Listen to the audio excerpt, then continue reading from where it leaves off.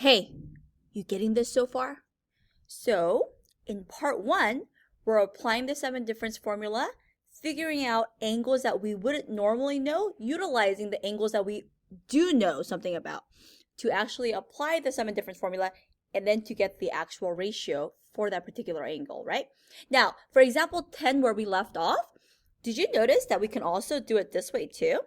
Sine of negative pi over 12 is the same thing as sine of pi over 6 minus pi over 4. So I hope you realize that, okay? All right, so next thing, part 2. Try this one, okay? Try this one, okay? All right, part 2. Use the sum and difference formula to write the expression as sine, cos, or tan. What does that mean?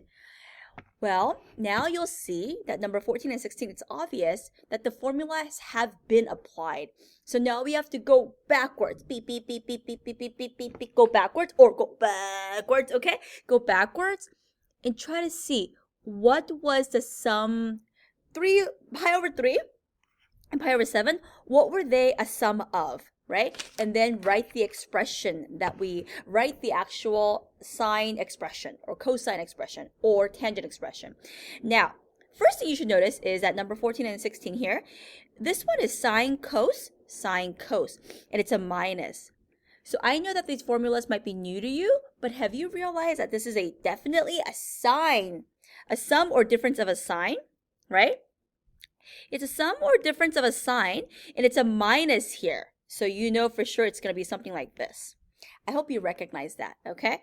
Even if it's new, little things like that just to remember and remind yourself really help in the long run, okay? So this means it's actually sine of pi over 3 minus pi over 7. Oh my gosh, this is so easy, okay? And I know that you know your arithmetic pretty well. 21, I guess, is the common denominator. So we get 7 pi, 3 pi. So this must have been 4 pi over oh, sorry, I got too excited. 4 pi over 21. Oh my gosh. So that means you can now calculate sine of 4 pi over 21. Not quite though, right? Because actually we do know pi over 3, but we kind of don't know pi over 7. But you know it. So we're just practicing, okay? But later when we know the angles of these two angles, then this is what we're going back to. So we're right now just practicing going back and forth on the formula, okay? All right, I'm going to erase this arrow because it looks kind of scary. So I'm going to write it again, okay? Hopefully you made that connection. How about this one? How about you try number 16 on your own, turn off the camera, and then turn back when you're done. Oh, welcome back. Okay, so you realize that this is a tangent? You're right. So this must be a tangent of a minus, huh? Wait, is it a minus? Tangent minus sum and difference? Or is it a subtraction? But do you remember tangent is one of those ones where it's consistent with the top. So if it's minus here, it means it's minus here. But if it's plus here, that means it's minus here. So we know it's going to be tan a minus 5. So I hope you realize that. But you can also use your formula sheets, please. Okay? But remember, what I told you is if you become too reliant on your formula sheet, you'll never be able to do anything on your own. Scary. So this must be pi over 5 minus pi over 3. Okay? And then you just apply your LCD. I'm sorry, this is so easy. Did I scare you? Because I think I told you that this was going to be hard, but it's actually pretty easy, right? So all good? Okay. So now you get tangent of, negative 2 pi over 15. But you know this guy here, because you know that tangent is even or odd. Remember having a tan in Asia is a little bit odd. So it's going to be negative tangent of 2 pi over 15. This is ideal to write because then we don't have a negative angle, okay? All right, so 14 and 16 are pretty doable, right? I hope so. So when you're stuck on number 15, look at number 14 or 16 when you're doing your homework. Am I talking too fast? I think I am a little bit. Part 3, okay? Now, part 3 is proving. Again, this is like 5.2. You know how you had to prove a bunch of things using identity?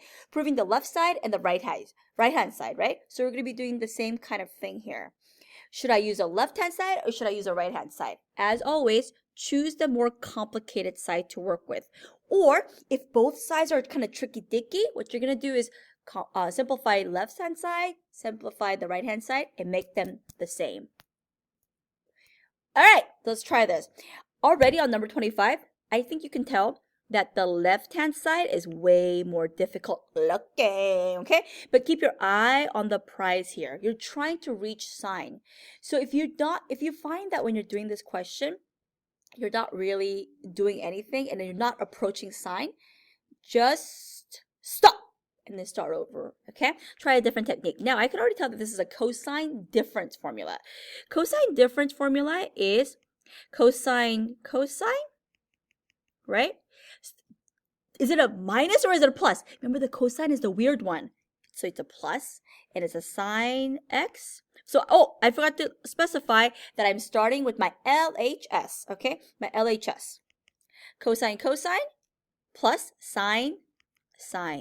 Remember, cosine is kind of weird. Like, why would it be a plus when it's a difference? But those are the little things that you have to remember, okay? Those are the little strange things.